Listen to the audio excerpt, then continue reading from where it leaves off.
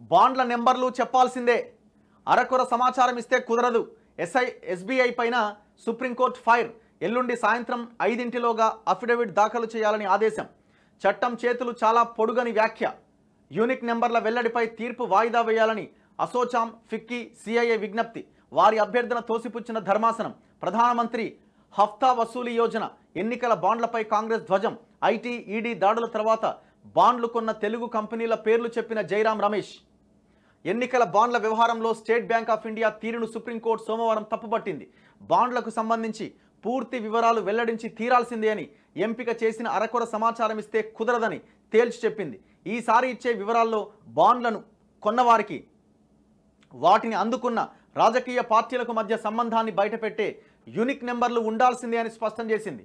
అసలు ఎందుకు ఇంత భయపడుతున్నారో అర్థం కావట్లే. కేంద్రము అవి ప్రకటన చేయడానికి ఇబ్బంది ఏముందండి?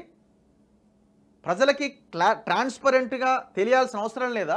ఇప్పుడు ఎటువంటి కరప్షన్ లేకపోతే, ఎటువంటి అవినీతి లేకపోతే ఆ బాండ్ల వివరాలని పిన్ టు పిన్ చెప్పడానికి మీకున్న ఇబ్బందులు ఏంటి? సమాధానం చెప్పండి. ఇంకొక వైపునేమో అవినీతి అని దంచుతున్నారు స్పీచ్లు, ఇంకో ఈడనేమో పూర్తి అవినీతి. ఇది అఫీషియల్ ఓపెన్ దందా. ఈ బాండ్ల రూపంలో జరుగుతున్న అవినీతి అన్నది ఈ దేశంలో జరుగుతున్న ఓపెన్ దందా. ఇది అఫీషియల్ కరప్షన్. ఇది ఎంత ఘోరం అసలు. ఎలక్షన్లనేమో ప్రజలే దేవుళ్ళు, ప్రజలే సుప్రీంలు, మీకు అన్ని చెప్తాం, మీకు అన్ని తెలిసే చేస్తాం, చాలా ట్రాన్స్పరెంట్గా ఉంటాం. ఏది ట్రాన్స్పరెన్సీ? ఎలక్టోరల్ బాండ్స్ పథకం అన్నదే పూర్తి లోపభూయిష్టమైనటువంటి పథకం. అది చాలా దుర్మార్గమైన పథకం. అది ఒక కంపెనీ అక్రమార్జన ద్వారా డబ్బులు సంపాదించి ఒక రాజకీయ పార్టీకి బాండ్ల రూపంలో డబ్బులు ఇస్తూ ఉంటే ఆ దోపిడీ సొమ్ము వివరాలట ప్రజలకు తెలియవద్దట. ఇచ్చినోడి పేరు తెలియవద్దట, తీసుకున్నోడి పేరు తెలియవద్దట, ఇద్దరి మధ్య ఉన్న సంబంధము తెలియవద్దట. అంటే మీరు ప్రభుత్వం ద్వారా వాడు అక్రమంగా సంపాదన చేయొచ్చు, భూములు కబ్జాలు పెట్టొచ్చు, జనాన్ని మందులతోని చంపేయొచ్చు, రకరకాల ఇంజక్షన్లతోని వాడి ఫార్మా కంపెనీ చంపొచ్చు, హాస్పిటల్ పేరుతో వాడు దోపిడీ చేయొచ్చు, స్కూళ్ళ పేరుతో వాడు తల్లిదండ్రుల రక్తం తాగొచ్చు. అట్లా తాగినా, అట్లా తిన్నా, అట్లా ఆ శవాల మీద పేలాలు ఏరుకున్న సొమ్ముతోని మీకు డబ్బులు ఇవ్వాలా బాండ్స్ రూపంలో. వాళ్ళ పేర్లు బయటికి రావద్దు, నీ పేరు బయటికి రావద్దు. ఏం దుర్మార్గం ఇది? సుప్రీంకోర్టు దీన్ని చాలా ఫోకస్డ్గా దీని మీద విచారణ చేస్తూ ఎట్టి పరిస్థితుల్లో ఏ ఒక్క చిన్న అంశాన్ని కూడా పక్కన పెట్టడానికి వీల్లేదు, అన్ని పబ్లిక్ డొమైన్లో ఉండాలని చెప్తా ఉన్నది. ఇంకా ఇంకా ఇంకా ఇంకా ఏ అవకాశం దొరికితే ఆ అవకాశాన్ని కేంద్రం వాడుకొని దాన్ని క్లోజ్ చేసే ప్రయత్నం చేస్తూ ఉన్నది. ఇది చాలా దుర్మార్గం. ఏ పార్టీ అని దీని మీద మాట్లాడుతుందా? మరి ఎందుకు కేంద్రం ఇట్లా అందరు దొంగలే. ఇప్పుడు బీఆర్ఎస్ అనే పార్టీకి ఈ అంశం చాలా పెద్ద అంశం కావాలా. కవిత అరెస్ట్ అయింది, ఎలక్టోరల్ బాండ్స్ ఇంత పెద్ద కరప్షన్ అని బీఆర్ఎస్ మాట్లాడగలుగుతుందా? వాడి ఈ దేశంలో ఉన్న ప్రాంతీయ పార్టీలో టాప్లో ఉన్నాడు. 13-14 కోట్ల రూపాయలు ఎలక్టోరల్ బాండ్స్ రూపంలో బీఆర్ఎస్ పార్టీకి వచ్చినాయి. ఇవాడు ఎక్కడ మాట్లాడతాడు? కాంగ్రెస్ మాట్లాడుతున్నది, కాంగ్రెస్ కూడా ఎంతవరకు మాట్లాడగలుగుతుంది? ఇప్పుడు కాంగ్రెస్కి మెగా కృష్ణారెడ్డి ఇచ్చిన డబ్బులు లేవా? సరే, వాళ్ళకి 6,000 కోట్లు బీజేపీకి వస్తే కాంగ్రెస్కి 1,300 కోట్లే రావచ్చు. కానీ ఆ 1,300 కోట్లు కూడా కరప్షన్ చేసిన అమౌంటే ఉంది కదా. ఇప్పుడు మెగా కృష్ణారెడ్డి గురించి కాంగ్రెస్ మాట్లాడగలుగుతుందా? ఇప్పుడు ఆ ఫ్యూచర్ గేమింగ్ అనే అతడు వాడు ఇచ్చుకుంటూనే పోయిండు, వాడి మీద రైట్ జరుగుతా ఉంటే ఇచ్చుకుంటూ పోయిండు, అందరిని మేనేజ్ చేసుకుంటూ వచ్చినాడు. ఇంత పెద్ద అఫీషియల్ ఇది చాలా పెద్ద అంశం దేశంలో. ఇది మామూలు చిన్న విషయం కాదు, చాలా పెద్ద అంశం, దేశాన్ని కుదిపేసే అంశం ఈ ఎలక్టోరల్ బాండ్స్ అంశం అన్నది. అంటే ప్రజల్ని పిచ్చోళం చేసి ప్రజలకు ఏ విషయం తెలియకుండా మీకు మీరు ఒక మాఫియా లాగా కుమ్మక్క అయిపోయి కంపెనీలతో రాజకీయ పార్టీలు జనాన్ని మోసం చేస్తున్నారు. ఇది మనం గమనించాలా. ఎన్నికల బాండ్ల వివరాలు ఇవ్వడంలో ఎస్బీఐ జాప్యం చేస్తోందని ఆరోపిస్తూ association for democratic reforms, CPM, citizen rights trust వేర్వేరుగా దాఖలు చేసిన పిటిషన్లన్నింటినీ కలిపి సిజేఐ జస్టిస్ డివై చంద్రచూడ్ నేతృత్వంలోని 5 సభ్యుల రాజ్యాంగ ధర్మాసనం విచారించింది. ఏ దాత ఏ పార్టీకి ఎంత ఇచ్చారో అనే విషయాన్ని తెలియజేసే యూనిక్ బాండ్ నెంబర్లతో సహా అన్ని వివరాలను ఎస్బీఐ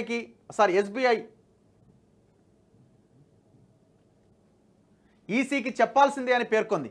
ఈ మేరకు ఏ వివరాన్ని కూడా దాచకుండా తమ వద్ద ఉన్న మొత్తం సమాచారాన్ని వెల్లడించినట్టుగా పేర్కొంటూ గురువారం సాయంత్రం 5 గంటల్లోగా అఫిడవిట్ దాఖలు చేయాలని ఎస్బీఐ చైర్మన్ ఎండీకి ఆదేశాలు జారీ చేసింది. అంటే ఆయన అఫిడవిట్ వేయాలి. ఏమని? నా దగ్గర ఎలాంటి ఇన్ఫర్మేషన్ లేదు, ఏ చిన్న ఇన్ఫర్మేషన్ మిస్ చేయకుండా మొత్తం ఇచ్చేసిన అఫిడవిట్ ఇవ్వాలి.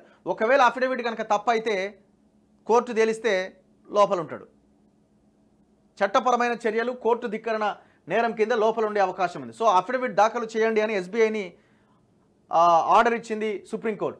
మరోవైపు 2018 మార్చి 1 నుంచి 2019 ఏప్రిల్ 11 దాకా జారీ అయిన బాండ్ల వివరాలు కూడా సమర్పించేలా ఆదేశాలు ఇవ్వాలని కోరుతూ దాఖలైన పిటిషన్ను విచారణకు స్వీకరించడానికి ధర్మాసనం తిరస్కరించింది. అలాగే ఎన్నికల బాండ్ల వివరాలు బయటపెట్టాలంటూ తాము ఇచ్చిన తీర్పుపైన సుమోటోగా సమీక్ష జరపాలని కోరుతూ సుప్రీంకోర్టు బార్ అసోసియేషన్ అధ్యక్షుడు ఆదిష్ సి అగర్వాల్ చేసిన విజ్ఞప్తిని కూడా సుప్రీం తోసిపుచ్చింది. ప్రచారం కోసం చేసే ఇలాంటి పనులను తాము అనుమతించబోమని జస్టిస్ చంద్రచూడ్ తేల్చి చెప్పారు. కేంద్రం తరపున వాదించిన సొలిసిటర్ జనరల్ తుషార్ మెహతా కూడా ఆ లేఖ పూర్తిగా అవాంఛనీయమని పేర్కొన్నారు. అయితే బాండ్ల వివరాలు కోరుతూ కోర్టును ఆశ్రయించిన వారు మీడియాకు ఇంటర్వ్యూలు ఇస్తూ ఉద్దేశపూర్వకంగా కోర్టును ఇబ్బంది పెట్టేలా వ్యవహరిస్తున్నారని, బాండ్లకు సంబంధించి అంకెలను వక్రీకరించి చూపుతున్నారని ఆయన కోర్టుకు తెలిపారు. వాటిని నియంత్రించాలన్నారు. దీనికి సీజేఐ ఒక వ్యవస్థగా చట్టం చేతులు చాలా పొడవైనవే అని, కానీ న్యాయమూర్తులుగా తాము రాజ్యాంగం ప్రకారం తీర్పులు ఇస్తామని, రూల్ ఆఫ్ లా ప్రకారమే నడుచుకుంటామని, తాము ఇచ్చిన ఆదేశాలు అమలు జరుగుతుందా లేదా అన్నదే తమకు ముఖ్యమని, ఒకసారి తీర్పు వచ్చాక అది ప్రజల సొత్తు అని దానిపై చర్చలు జరపొచ్చన్నారు. తాము కూడా సోషల్ మీడియాలో కమెంట్లకు అతీతులం కాదన్నారు. ఎంత అద్భుతమైన వ్యాఖ్య ఇది. ఇప్పుడు వాళ్ళ డీటెయిల్స్ చెప్పడానికి ఏమో మీకు నొప్పి, ఆ డీటెయిల్స్ బయటపడుతున్న క్రమంలో ఒక్కొక్క పేపర్లో ఒక్కొక్క మీడియాలో కొంత నెంబర్ అటు ఇటు అయితే దాని మీద చర్చ, దాని మీద చర్యలు తీసుకోవాలన్నట. మరి నువ్వు డీటెయిల్స్ ఇవ్వకుండా ఆ సమాచారం మొత్తం గోప్యంగా పెట్టిన దాని గురించి మాత్రం మాట్లాడవు. అది మాత్రం గోప్యంగానే ఉండాలి. అసలు ఈ లైన్ ఎందుకు వచ్చింది? అసలు బయటపడే ఎందుకు మీరు గవర్నమెంటే అఫీషియల్గా ఇది అని చెప్తే అయిపోద్ది కదా. అందరు అఫీషియల్గా ఇది గవర్నమెంట్ ఇచ్చిన డేటా అని అదే ప్రెజెంట్ చేస్తారు.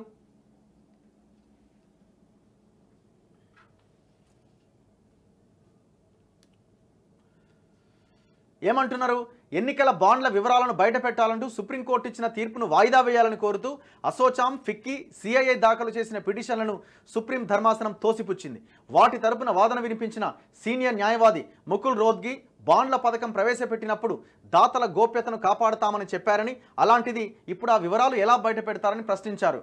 మీరు అనుకొని పథకం తీసుకొచ్చి గోప్యత పాటిస్తే జనాలు ఏమైనా పిచ్చోళ్ళా? దీనికి ధర్మాసనం ఆ వివరాలు బయటపెట్టాలంటూ 2019 ఏప్రిల్ 12వ తేదీన సుప్రీంకోర్టు రాజకీయ పార్టీలకు ఆదేశాలు జారీ చేసిన విషయాన్ని గుర్తు చేసింది. ఆ విషయం అందరికీ తెలుసని, దాతలకు కూడా తెలుసని, తెలిసే ఇచ్చారని పేర్కొంది. అందుకే తాము కూడా ఆ రోజు నుంచి పార్టీలకు వచ్చిన విరాళాలకు సంబంధించి పూర్తి వివరాలు ఇవ్వాలని ఆదేశించాం తప్ప అంతకు ముందు జారీ అయిన బాండ్ల వివరాలు అడగలేదని గుర్తు చేసింది.